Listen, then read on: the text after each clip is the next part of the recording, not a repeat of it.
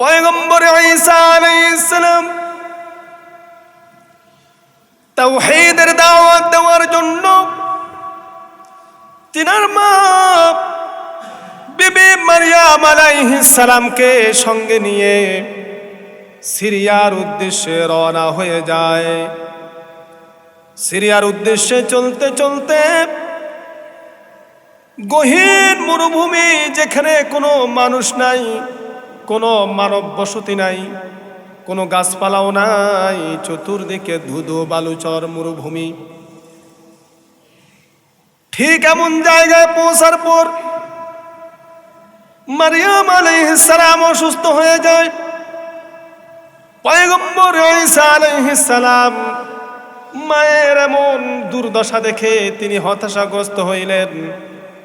হাইরে, এখানের মধ্যে কোনো মানুষ নাই, কোনো ঘর বাড়ি নাই, ডাক্তার কবিরাজ নাই, ঔষধ কোথায় পাবো? মা তো যন্ত্রণায় ছটফট করতেছে। পয়গম্বর ঈসা আলাইহিস সালামের এমন হতাশাগ্রস্ত অবস্থা দেখে বিবি মারইয়াম আলাইহিস সালাম সন্তানকে ডাক দেয়া বলে, রে সন্তান, তুমি এমন হতাশাগ্রস্ত হইও না, কারণ তুমি তো ভালো করে জানো আমি কোনো ডাক্তারে ঔষধ খাই না, আল্লাহ প্রদত্ত গাছপালা থেকে নির্মিত ঔষধ আমি সেবন করে থাকি। তুমি হতাশাগ্রস্ত হইও না। এখন মায়ের এমন দুর্দশা দেখে কোনো সন্তান কি ভালো থাকতে পারে? কি করবে? মা তো ওষুধ খায় না, গাছপালা তরুলতা এগুলোর মধ্যে আল্লাহ পাক চিকিৎসা রাখছে কি রাখে নাই? এখন ঈসা আলাইহিস সালাম এমন জায়গার মধ্যে, যে জায়গার মধ্যে গাছপালাও নাই, এখান থেকে গাছপালা অনেক দূরে। পয়গম্বর ঈসা আলাইহিস সালাম মা মারইয়াম আলাইহিস সালামকে এমন অবস্থার মধ্যে রেখে ঔষধি গাছ খোঁজার জন্য তিনি দৌড়াইয়া পাহাড়ের দিকে রওনা হয়ে যায়। কিন্তু পাহাড় তো এখান থেকে অনেক দূরে। পয়গম্বর ঈসা আলাইহিস সালাম পাহাড়ের মধ্যে চলে যায়, অনেক দূরে চলে যায়। এইদিকে বিবি মারইয়াম আলাইহিস সালামের অবস্থা আর অবনতি হতে থাকে। এক পর্যায়ে তিনি মুমূর্ষু অবস্থায় উপনীত হয়ে যায়। এই ভয়াবহ পরিস্থিতিতে তার সন্তানও কাছে নাই, কোনো মানুষও কাছে নাই। আল্লাহ পাক রব্বুল আলামিন জান্নাত থেকে হুর গিলমানদেরকে পাঠিয়ে দিলেন, যাও আমার মরিয়ামের যেন কোনো কষ্ট না হয়, আমার মরিয়ামের যত রকমের সেবা খেদমত লাগে তোমরা তা আঞ্জাম দিবা। বাবুরা তোমরা কথা বলো না, কথা বলবা, কথা বলো না। হুর গিলমানরা বিবি মারইয়াম আলাইহিস সালামের সামনে আসলেন। আসার পর তিনি ওই হুরদেরকে চিনে ফেলছেন। সুবহানাল্লাহ কইতেন না? কিভাবে চিনলেন? ওই যে ঈসা আলাইহিস সালামের জন্ম হয়েছিল, জন্মের সময় এই হুরগুলাই তার খেদমত করার জন্য তার কাছে আসছিল। তিনি দেখে চিনে ফেলছেন। হুর গিলমানেরা বিবি মারইয়াম আলাইহিস সালামের সেবা খেদমত করতেছে। করতে করতে একটা পর্যায়ে বিবি মারইয়াম আলাইহিস সালাম লক্ষ্য করে দেখলেন আসমান থেকে বিশাল দেহের অধিকারী একজন ফেরেশতার আগমন করতেছে। ফেরেশতার সাথে আরো বড়, বিশাল বড় আরো একদল ফেরেশতা। তাদের হাতের মধ্যে, কারো হাতের মধ্যে ফুলের তোড়া, কারো হাতের মধ্যে ফুলের মালা, কারো হাতের মধ্যে স্বর্ণের পেয়ালা, কারো হাতের মধ্যে কস্তুরের পেয়ালা। এই সমস্ত উপহার উপটকন নিয়ে বিবি মারইয়াম আলাইহিস সালামের নিকট আসতেছে। হুর গিলমানেরা বিবি মারইয়াম আলাইহিস সালামের সামনে নৃত্য দিতেছে, নাচানাচি করতেছে, আনন্দ উল্লাস করতেছে। বিবি মারইয়াম জান্নাতি হুর গিলমানদের এমন পরিস্থিতি দেখে তিনিও ওই আনন্দ উল্লাসের মধ্যে মত্ত হয়ে গেছে। আল্লাহ পাক রব্বুল আলামিন আজরাইল আলাইহিস আলাইহিসসালামকে ডাক দিয়ে বলতেছেন, আজরাইল, আমার মারিয়ামের জানটা কবজ করার এখনই উপযুক্ত সময়। এমন ভাবে জানটা কবজ করবা আমার মারিয়াম যাতে বিন্দু মাত্র কষ্ট অনুভব না হয়। বিবি মারিয়াম আলাইহিস সালামের জান কবজ করলেন, তিনি মৃত্যুবরণ করলেন, ইন্তেকাল করলেন। এখন লাশ কি করবে? লাশ দাফন করার দরকার আছে না নাই? আল্লাহ পাক রব্বুল আলামিন জান্নাতের আরেক দল ফেরেশতাদেরকে পাঠিয়ে দিলেন, যাও যাও অমুক জায়গার মধ্যে গাছের গোড়ায় আমার মারিয়ামের নিথর দেহটা পড়ে আছে, তোমরা যাও আমার মারিয়ামকে গোসল দিয়া তোমরা কাফন পরাইয়া তারপরে তোমরা জানাজার নামাজ পড়ে তার দাফন কাজ সম্পন্ন করবা। দাফন কাজ সম্পন্ন করলেন। ওই ফেরেশতারা ওই জায়গার মধ্যেই অবস্থান করতেছে। পয়গম্বর ঈসা আলাইহিস সালাম ঔষধ খোঁজ করার জন্য অনেক দূর চলে গেছে। ঔষধ খোঁজ করতে করতে তিনি ব্যর্থ হয়ে এইবার মায়ের নিকট এসে দেখতেছেন তার মা নাই, ওই জায়গার মধ্যে কয়েকজন লোক দাঁড়ায় আছে। এইবার পয়গম্বর তাদেরকে লক্ষ্য করে বলতেছে, তোমরা কারারে? আমার মাকে অসুস্থ অবস্থায় এই জায়গার মধ্যে রেখে গেছি, তোমরা কারা? কোত্থেকে আসলা? জবাব দেয়া বলতেছে, পয়গম্বর আমরা হলাম আল্লাহ পাক রব্বুল আলামিনের নির্দেশে আগমনকারী ফেরেশতা। সুবহানাল্লাহ। আপনার মা কিছুক্ষণ পূর্বে ইন্তেকাল করেছে, আপনার মায়ের গোসল কাজ সম্পূর্ণ করেছি, জানাজার নামাজ পড়েছি, দাফন কাফন সম্পূর্ণ করা আমাদের কাজকর্ম শেষ। পয়গম্বর আপনি যদি এখন অনুমতি দেন তাহলে আমরা আমাদের গন্তব্যে ফিরে যেতে পারি। ঈসা আলাইহিস সালাম বলে, ঠিক আছে, আপনারা যেহেতু এই কাজগুলো করলেন তো আপনারা এখন ফিরে যেতে পারেন। এদিকে ঈসা আলাইহিস সালাম মনে মনে চিন্তা করতেছেন, হায় রে, আমার মা মৃত্যুর আগে মুমূর্ষু অবস্থায় কত না কষ্ট সহ্য করেছে, এই সময় তো ঔষধ আনার চাইতে আমার মায়ের পাশে থাকাটা আমার জন্য বেশি জরুরি ছিল। ঠিক না ভাই? ঠিক। আহা, আমি যদি জানতাম আমার মা ইন্তেকাল করবে তাহলে তো আমি ঔষধ আনার জন্য যাইতাম না, আমার মায়ের মাথাটা আমার কোলের মধ্যে রাইখা আমি বসে বসে আমার মায়ের খেদমত করতাম। সুবহানাল্লাহ। একজন পয়গম্বর ঈসা আলাইহিস সালাম মা যে মরবে এটা তিনি জানতেন না। ঠিক না ভাই? ঠিক। মায়ের মৃত্যুর কথা জানে না, এমনকি পয়গম্বররা নিজেদের মৃত্যু কবে হবে এটাও জানে না। আমাদের পয়গম্বর জানতেন তিনি অমুক দিন মরবে। আর কথা বলেন না, জানতেন? পৃথিবীর মধ্যে পয়গম্বর এবং গায়রে পয়গম্বর, আলেম গায়রে আলেম, যত বড় বুজুর্গ বলেন না কেন, কোন মানুষ জানে না তার মৃত্যু কখন হবে। জন্মগ্রহণ করেছেন, মৃত্যু হবে এটা সত্য। কুল্লু নাফসিন যায়িকাতুল মাউত, সকল নফসকেই মৃত্যুবরণ করতে হবে, কিন্তু মৃত্যু কখন হবে এটা কেউ জানে না। ঠিক না ভাই? ঠিক।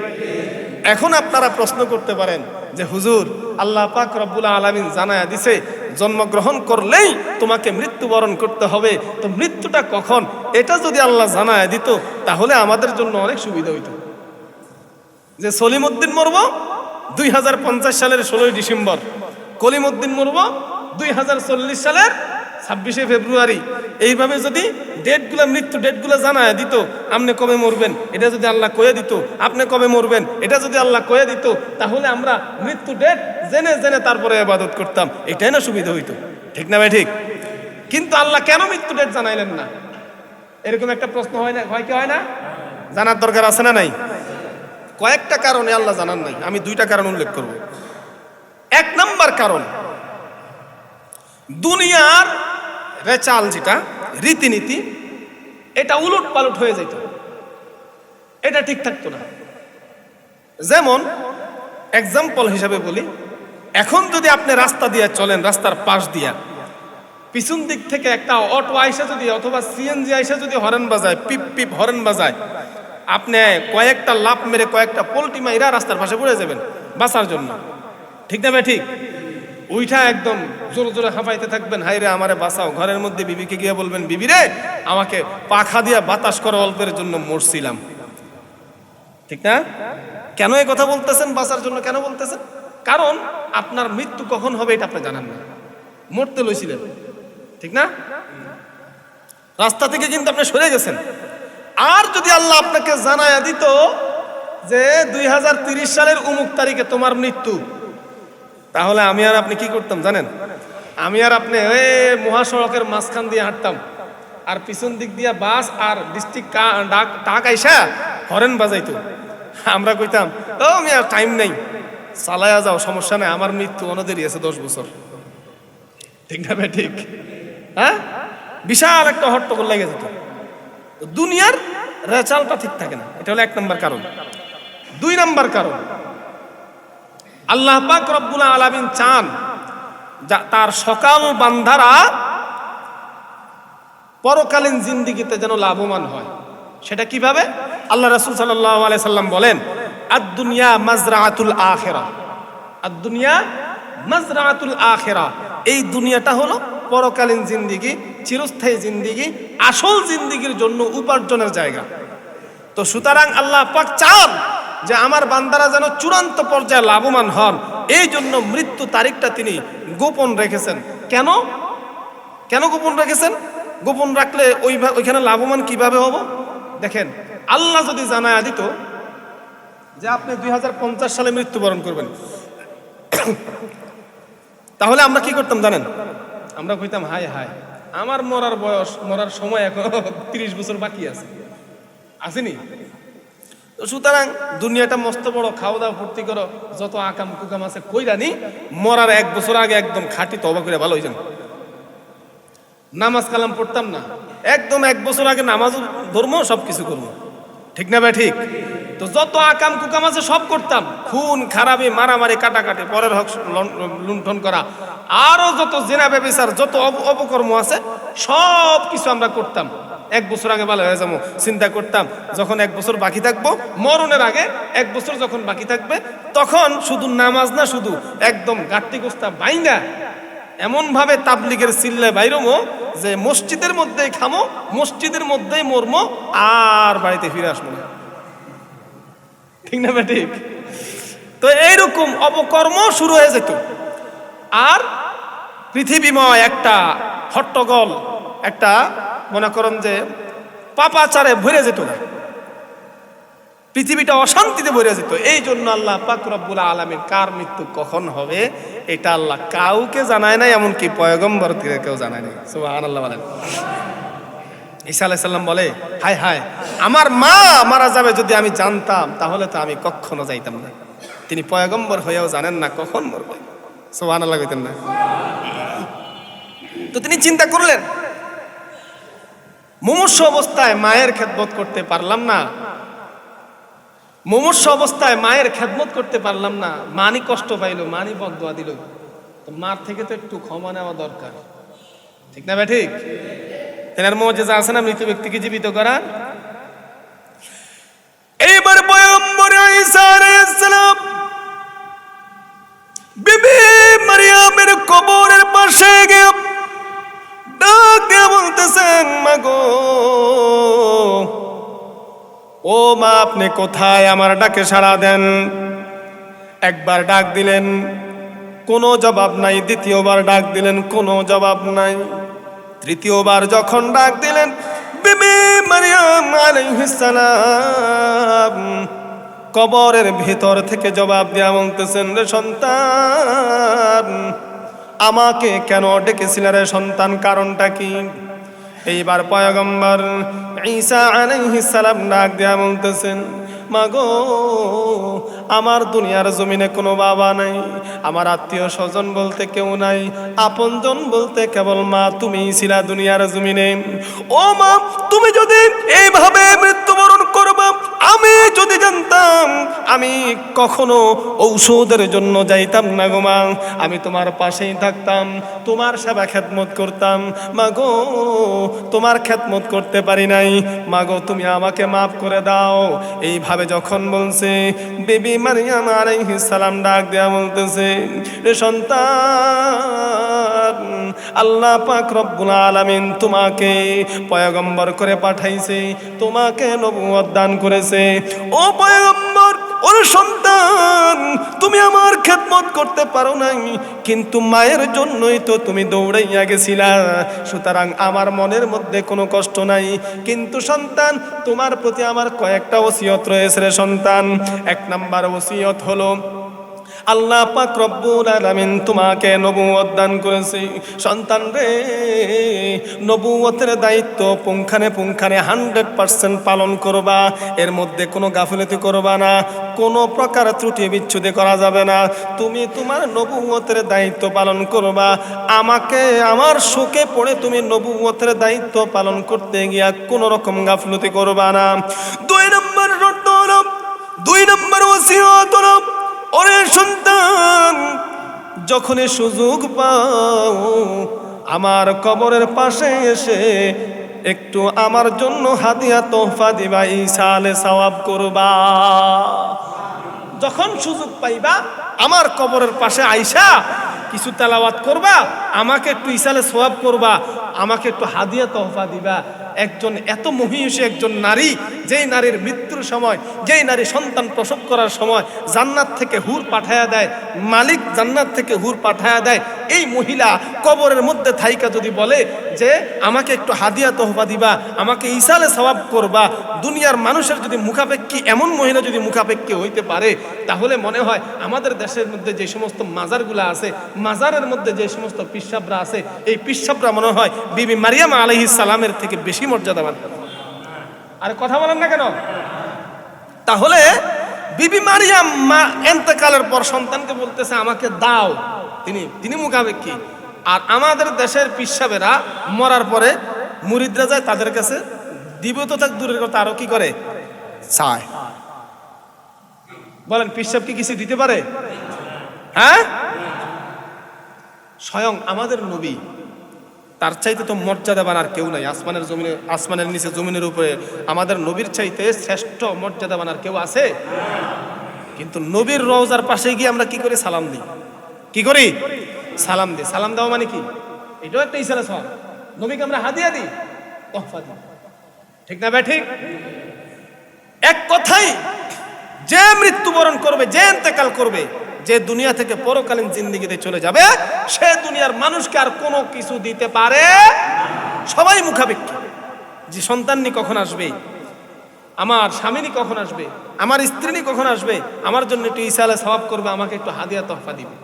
তাহলে এখান থেকে আমাদের শিক্ষা হলো, কবরের মধ্যে থাকা কোনো ব্যক্তি কোনো কিছু দিতে পারে, তারা আরো কি চায়, কি করে চায়। শাহজালাল, শাহপরান, খাজা মঈনুদ্দিন চিশতি, যত বড় বড় আউলিয়া কেরাম আছে, কেউ কোনো কিছু দেওয়ার ক্ষমতা রাখে। সুতরাং যারা মনে মনে চিন্তা করতেছেন যে পীরের পায়ে গিয়ে সেজদা করব, পীরে এটা দিবে সেটা দিবে, মাজারের মধ্যে গিয়ে সেজদা করে যদি পীরের কাছে চাইতে পারি মাজার থেকে পীর দিবে, এটা সম্পূর্ণ ভ্রান্ত আকীদা। মনে করবেন যে ওই দিন আপনার ঈমানটা শেষ, আপনি মুসলমান থেকে মুশরিক হয়ে গেলেন। নাউজুবিল্লাহ বলেন। আল্লাহ আমাদেরকে হেফাজত করুন, জোরে বলে আমিন। এখান থেকে আরেকটা বিষয় শিক্ষণীয়, যে সন্তান তুমি মাঝে মধ্যে আসবা, আইসা একটু ইসালে সওয়াব করবা, আমার কবরখানা জিয়ারত করবা। এই যে বলছে, এখান থেকে আরেকটা বিষয় শিক্ষণীয় আমাদের জন্য মেসেজ, যে আমাদের মা বাবা যখন মারা যাবে, তখন মা বাবার কবরের পাশে গিয়া সূরা ফাতিহা সহকারে যা যা পড়তে পারি এগুলা পড়া মা বাবার কবর জিয়ারত করব, মা বাবার জন্য ইসালে সওয়াব করব। ইনশাআল্লাহ করবেন তো ইনশাআল্লাহ? মা বাবা দুনিয়াতে থাকা অবস্থায় মা বাবার হক, মা বাবা মরার পরেও কিন্তু মা বাবার হক আদায় করতে হয়। মনে থাকবে? এইবার পয়গম্বর ঈসা আলাইহিস সালাম বিবি মারিয়াম আলাইহিস সালামকে ডাক দিয়ে বলে, মা গো, ও মা, তোমাকে আমি 3টা ডাক দিয়েছি, প্রথম ডাকে কেন তুমি সাড়া দাও নাই? দ্বিতীয় ডাকে কেন তুমি সাড়া দাও নাই? তৃতীয় ডাকে কেন তুমি সাড়া দিছিলাম? কারণটা কি? বিবি মারিয়াম ডাক দেয়া বলে, সন্তান, প্রথমে যখন তুমি আমাকে ডাক দিয়েছিলা, তখন আমি জান্নাতের মধ্যে ঘোরাঘুরি করতেছিলাম। সেখানে যখন তোমার ডাক শুনলাম, ডাক শোনার সঙ্গে সঙ্গে জান্নাত থেকে আমি প্রথম আসমানের মধ্যে রওনা হয়ে যাই। যখন তুমি আমাকে দ্বিতীয় ডাক দিয়েছিলাম তখন আমি প্রথম আসমানের মধ্যে ছিলাম। তোমার ডাক শুনে আমি প্রথম আসমান থেকে কবরের মধ্যে আসি। যখন তুমি তৃতীয় ডাক দিয়েছিলা তখন আমি কবরের মধ্যে। ও সন্তান, এই জন্য তৃতীয় ডাক দেওয়ার সঙ্গে সঙ্গে আমি তোমার ডাকে সাড়া দিয়েছি। জোরে বলেন সুবহানাল্লাহ। এইবার বিবি মারিয়াম আলাইহিস সালাম সন্তানকে বললেন, ও সন্তান, যাও মাঝে মধ্যে আমার কবরের পাশে আইসো, তুমি তোমার দাওয়াতি কাজ চালায়া যাও। আমার সঙ্গে শোকাহত হইয়া ওই কাজগুলা, তোমার দায়িত্বগুলাকে তুমি অবহেলা করো না। মায়ের এইরকম ওসিয়ত পাওয়ার পর, নির্দেশনা পাওয়ার পর এইবার পয়গম্বর ঈসা আলাইহিস সালাম রওনা হয়েছেন কোথায়? সিরিয়ার উদ্দেশ্যে দাওয়াতের কাজ নিয়ে। তিনি কি করলেন? মনে ক্ষুণ্ণ হয়ে গেলেন, মনটা ভেঙে গেছে। তিনি কি করলেন? সিরিয়ায় না গিয়া তার গন্তব্য বাইতুল মুকাদ্দাসের দিকে রওনা হয়ে গেছে। বাইতুল মুকাদ্দাসে গিয়া বনি ইসরাইল এবং ইহুদি যারা আছে তাদেরকে দিন শিখাইতেছে, ওয়াজ নসিহত করতেছে। ঠিক এমন সময় আল্লাহ পাক রব্বুল আলামিন ঈসা আলাইহিস সালাম এর নিকট একটা মেসেজ পাঠাইছে, মানে ওহী পাঠাইছে। এ ঈসা, এতদিন পর্যন্ত আপনি তাওরাত এবং জাবুর অনুযায়ী ইহুদিদেরকে এবং বনি ইসরাইলদেরকে আপনি দিন শিখাইছেন, দাওয়াতের কাজ করছেন, এটা আর চলবে না। আমি আপনাকে নতুন এক শরীয়ত দান করব, নতুন আসমানি কিতাব দান করব। সুবহানাল্লাহ। যেই কিতাবের নাম হবে ইনজিল। কি নাম হবে? ইনজিল। তারপরে ইনজিল তুমি তেলাওয়াত করবা, ইনজিল অনুযায়ী তুমি বনি ইসরাইলদেরকে জীবন যাপন করতে বলবা। ইনজিল এমন একটা কিতাব যা তাওরাত এবং জাবুর সবকিছুর সমন্বয়ে ইনজিল লিপিবদ্ধ করা হয়েছে এবং আপডেট ভার্সন, তাওরাত এবং জাবুরের আপডেট ভার্সন। সুতরাং ইনজিল অনুযায়ী তাদেরকে জীবন যাপন করতে বলবা। সুবহানাল্লাহ। বলেন পয়গম্বর ঈসা আলাইহিস সালাম আল্লাহ পাক রব্বুল আলামিনের পক্ষ থেকে ইনজিল কিতাব প্রাপ্তির পর বনি ইসরাইলদেরকে, ইহুদিদেরকে ডাক দেয়া বলতেছেন, ও আমার সম্প্রদায়ের লোকেরা, ও আমার সম্প্রদায়ের লোকেরা, আল্লাহ পাক রব্বুল আলামিন আমাকে একটা আসমানি কিতাব দান করেছে। পূর্বে তোমরা যেমন ভাবে তাওরাত এবং জাবুর অনুযায়ী আমল করেছো, জাবুর অনুযায়ী তোমরা যেইভাবে জীবন যাপন করেছো, এখন আর চলবে না। ইনজিল অনুযায়ী তোমাদেরকে জীবন যাপন করতে হবে। ইনজিলের মধ্যে যা কিছু লিপিবদ্ধ রয়েছে তা তোমাদেরকে মানতে হবে।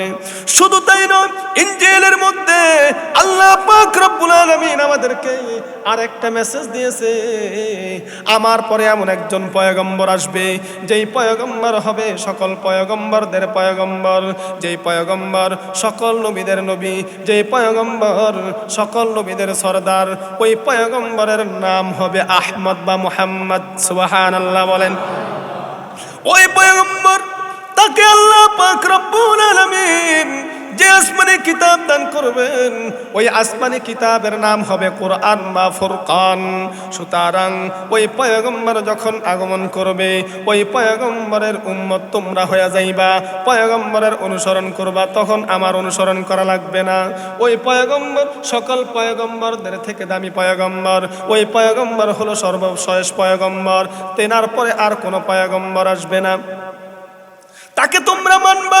শুধু তাই নয়, আমি ইনজিলের মধ্যে পেয়েছি ওই পয়গম্বরদের উম্মতরা এত দামি, ওই পয়গম্বরের উম্মতের পূর্বের কোন পয়গম্বরও জান্নাতের মধ্যে প্রবেশ করতে পারবে না। এই জন্য আমি নিজেও আল্লাহর দরবারে, আল্লাহ তুমি আমাকে পয়গম্বর বানাইছো, আমি খুশি, আমি অনেক খুশি। কিন্তু আল্লাহ তুমি আমাকে নবী বানাইছো, সাথে সাথে তুমি যদি ওই নবীর উম্মত বানাইতা, যেই নবীর উম্মতের আগে কেউ জান্নাতে ঢুকতে পারবে না, যদি তুমি এই নবীর উম্মত বানাইতা তাহলে আমি আরো বেশি খুশি হইতাম। আমিও দোয়া করছি, আমিও চাই ওই নবীর উম্মত হই। সুতরাং তোমরাও ওই নবীর হাতে বায়াত গ্রহণ করবে। সুবহানাল্লাহ কইতেন না? ওই নবীর দামি না কম দামি? আচ্ছা, আজকের তাফসীরটা অনেক ডিস্টার্ব হইতেছে, বাচ্চাগুলো অনেক ডিস্টার্ব করতেছে। এখানে বসে অনেকক্ষণ শয়তানি করলো, এরপরে ওখানে ডিস্টার্ব করছে। বাবারা তোমরা চলে যাও, বাসায় চলে যাও, যাও। যাও যাও গা, এই এদিকে আছে, যাও বাসা যাও।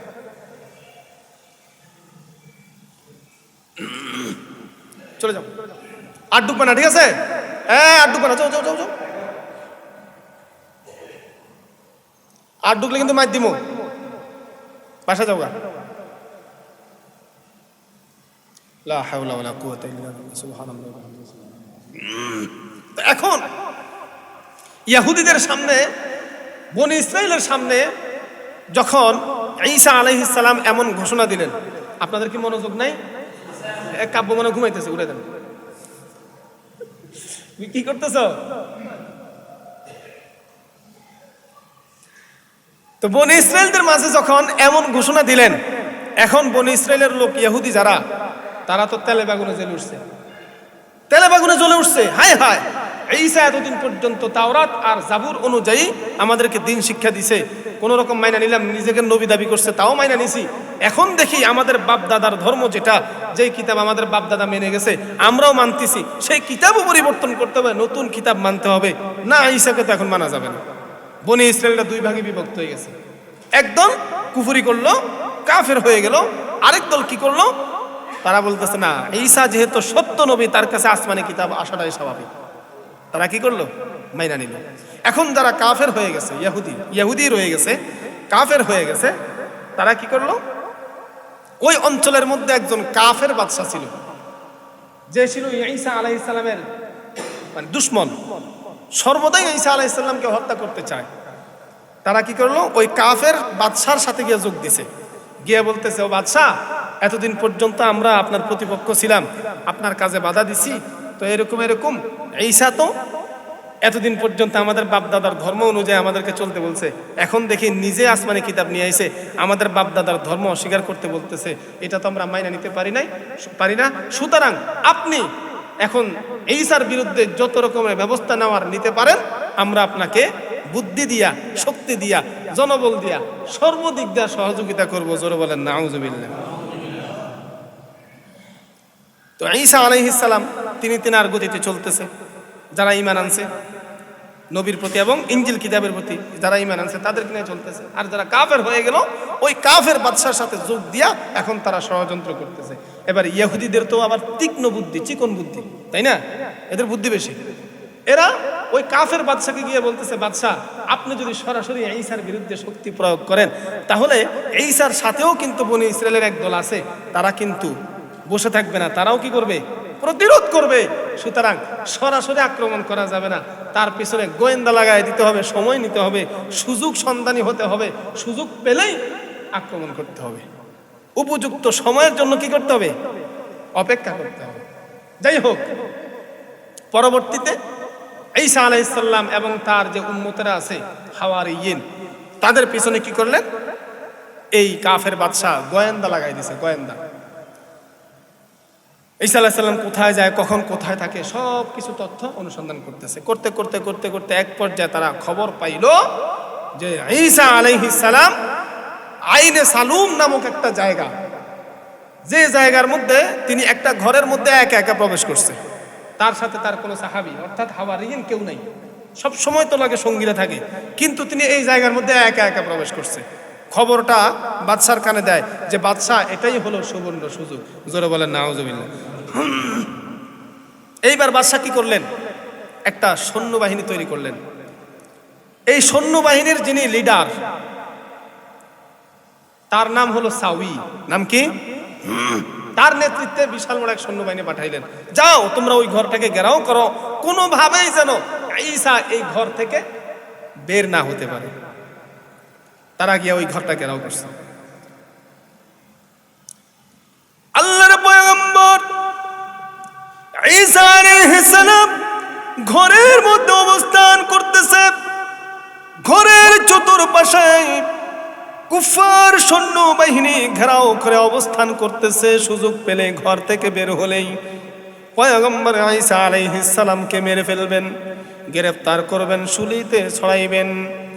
তারা চতুর্দিক দিয়া ঘেরাও করে ফেলছে। অনেকক্ষণ অপেক্ষা করতেছে, পয়গম্বর তো ঘর থেকে বের হয় না।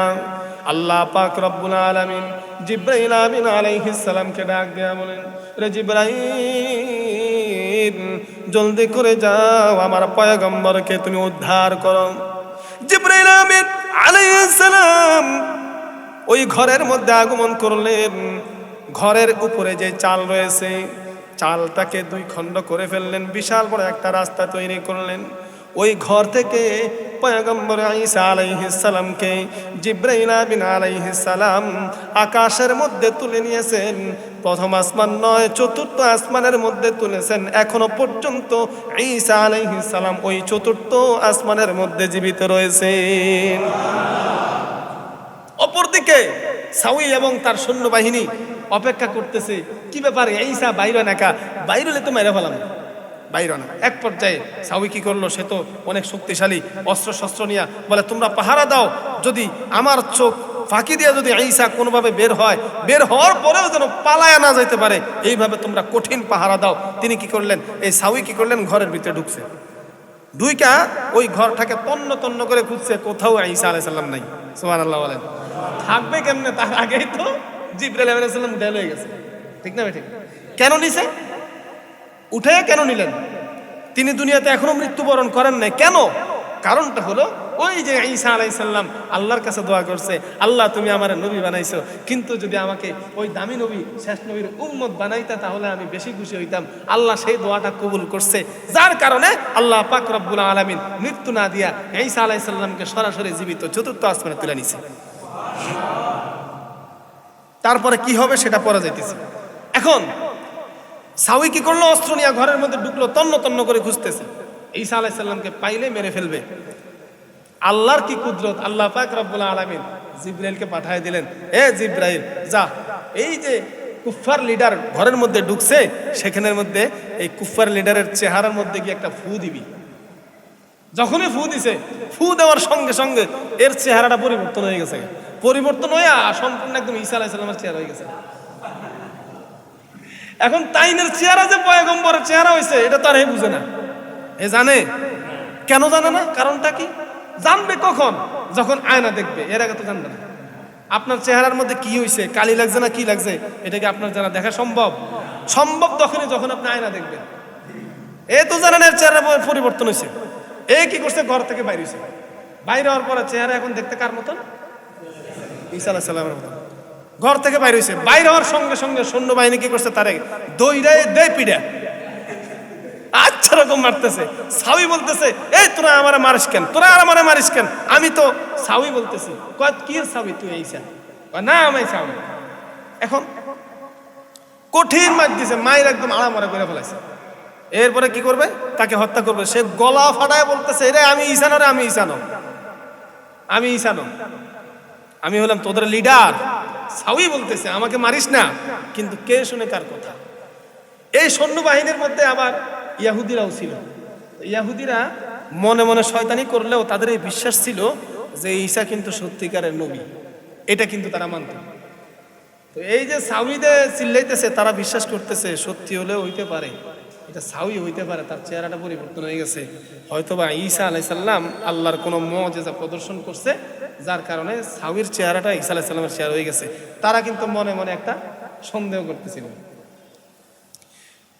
এইবার সৈন্যবাহিনী তাদের লিডারকে শুলের মধ্যে ছড়াইবে, দুইটা হাতকে এইভাবে টেনে বেঁধে ফেলছে। বেঁধে এইবার খেজুরের ডান্ডা দিয়ে এইবার শুলি বানাইছে। শুলিটা কি এটা বুঝেন আগে? শুলিটা হলো খেজুরের যে ডাল আছে, এই ডালটাকে একদম সোক্কা করে কাটে, কাইটা মাথাটা একদম সোক্কা করে ফেলায়, এমন ভাবে একটা মঞ্চ তৈরি করে এইভাবে হাত পা বাইন্দা নিচের দিকে ছাড়ে। আর ওই শুলিটা অর্থাৎ খেজুর গাছের ডালটা এইভাবে উপরের দিকে সোক্কা অবস্থায় থাকে। যখন আস্তে আস্তে নামায়, এমন ভাবে বসায় যে সোক্কা এই খেজুরের ডালটা ওই আসামির পায়খানার রাস্তা দিয়ে প্রবেশ কইরা মাথা দিয়ে বের হয়ে যায়, এটাকে বলে শুলি। এখন শুলিতে চড়াইছে এইভাবে বাইদ্যা। আর ওইখান থেকে তো সাউই একদম অসুস্থ অবস্থায় চিল্লাইতেছে, রে তোরা আমার মারিস না রে, আমি তো লিডার, আমি তো লিডার, সাউই আমার মারিস না, আমি ঈসা না। বাঁচার জন্য মিছা কথা কস না? অনেকদিন খুঁজছি, অনেকদিন অপেক্ষায় ছিলাম, সুযোগের অপেক্ষায় ছিলাম যে কখন সুযোগ পাবো আর তোমারে খতম করবো। কে শুনে কার কথা? যখনই শুলিতে ছড়াইছে, যখনই সাউয়ের মৃত্যু হয়ে গেল, মৃত্যু হওয়ার সঙ্গে সঙ্গে তার চেহারাটা চেঞ্জ হয়ে গেছে। সুবহানাল্লাহ বলেন। মৃত্যুর আগ পর্যন্ত চেহারা ছিল ঈসা আলাইহিস সালামের চেহারা, মৃত্যুর পরে কি হয়েছে? সাউয়ের চেহারা হয়ে গেছে। এখন এটাকে ধামাচাপা দেওয়ার জন্য ইহুদিরা বলতেছে যে আমরা ঈসাকে হত্যা করছি। এই লাশ আর কাউকে দেখানো হয় না, তারা কি করছে? লাশটা দাফন করে ফেলাইছে নিজেরা। এখন তারা ঢোল বাইরাইতেছে যে আমরা ঈসা আলাইহিস সালাম তোমাদের নবীরা হত্যা করে ফেলাইছি। তারা পরে অনেক খুঁজছে, ভিতরে অনেক খুঁজছে ঈসা আলাইহিস সালামকে, কিন্তু পাবে? কারণ ঈসা আলাইহিস সালাম কোথায়? চতুর্থ আসমানে উঠে নিয়ে গেছে।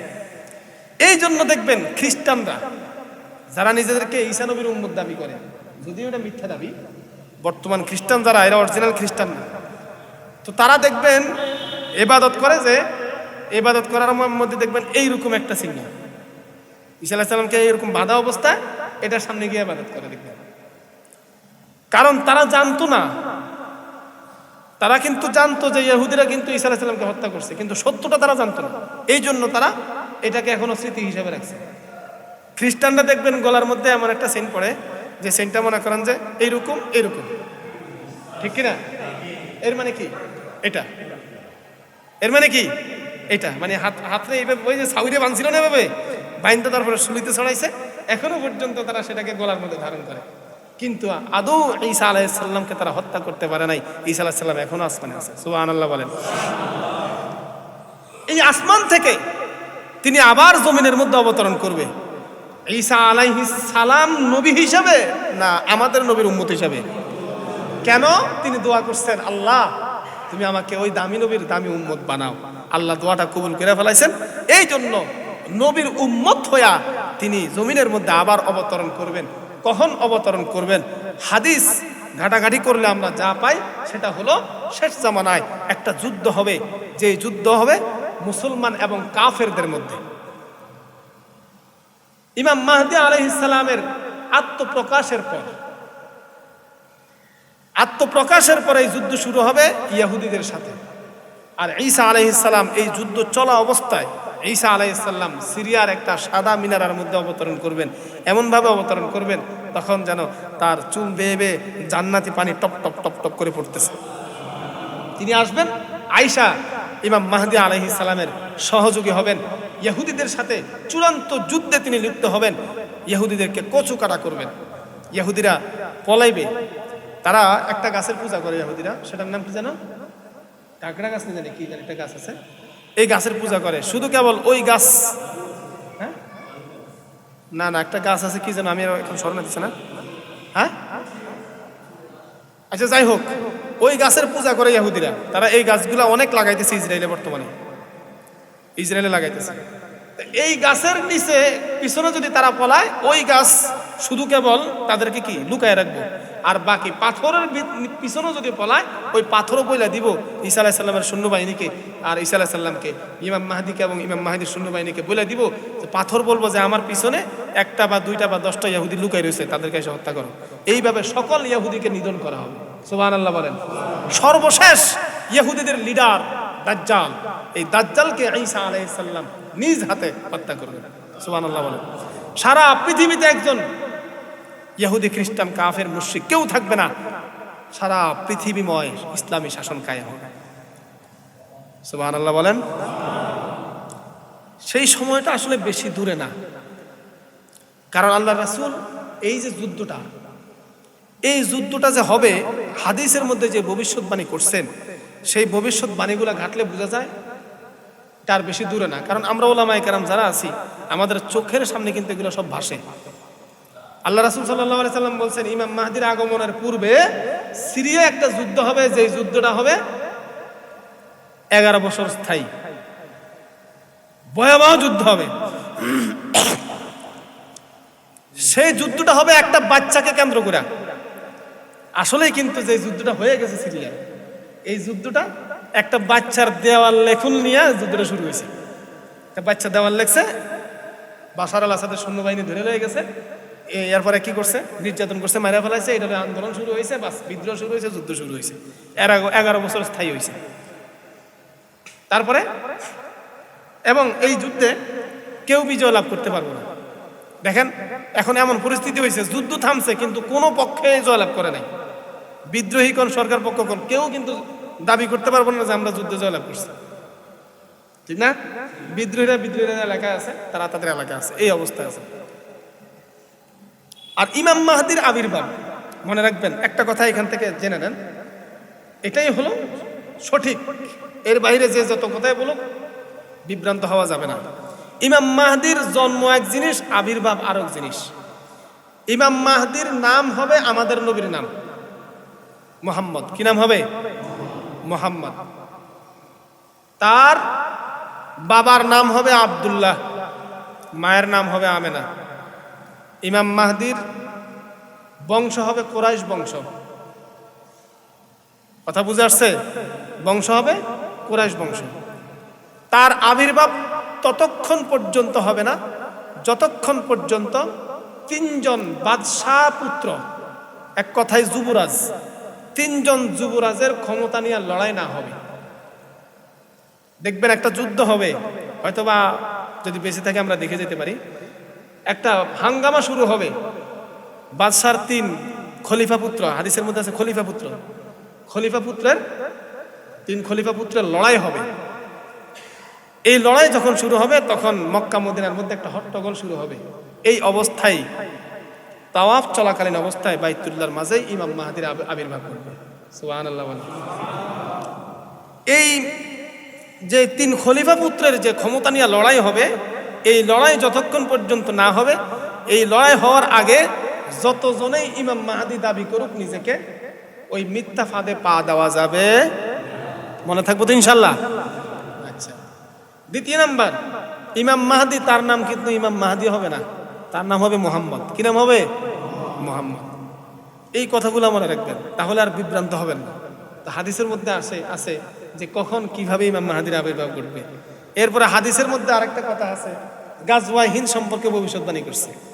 ইমাম মাহদির আগমন ঘটবে গাজওয়ায়ে হিন্দ চলাকালীন অবস্থায়। গাজওয়ায়ে হিন্দ চলাকালীন কি শেষ অবস্থায়, যখন মুসলমানরা বিজয় লাভ করবে, মানে বিজয় লাভ করার দ্বার প্রান্তে, ঠিক এমন সময় ইমাম মাহদির আবির্ভাব ঘটবে। আর গাজওয়ায়ে হিন্দের যে সমস্ত মুজাহিদরা আছে, তারা শেষ পর্যন্ত গিয়া বিজয় লাভ করার পরে, তারা গিয়া মুশরিক যে শাসকরা আছে এদেরকে শিকলবন্দি করার পরে ইমাম মাহদির হাতে গিয়া বায়াত গ্রহণ করবে। সুবহানাল্লাহ বলেন। এই কথাগুলো মনে থাকবে তো ইনশাআল্লাহ? গাজওয়ায়ে হিন্দ মানে কি? ভারতবর্ষে একটা যুদ্ধ হবে মুসলমান আর মুশরিকদের মধ্যে। আল্লাহ আমাদেরকে কথাগুলো মনে রাখার এবং বুঝার তৌফিক দান করুন। তো আলোচনা এখানে রাখলাম, আজকে অনেক লম্বা সময় আলোচনা করছি মনে হয়। যাই হোক, আমরা এখন দোয়া করব। সবাই, মুরব্বীর একটা খতম আছে, তসবিহ খতম না, খতম আছে ওনার নাতিনের জন্য এবং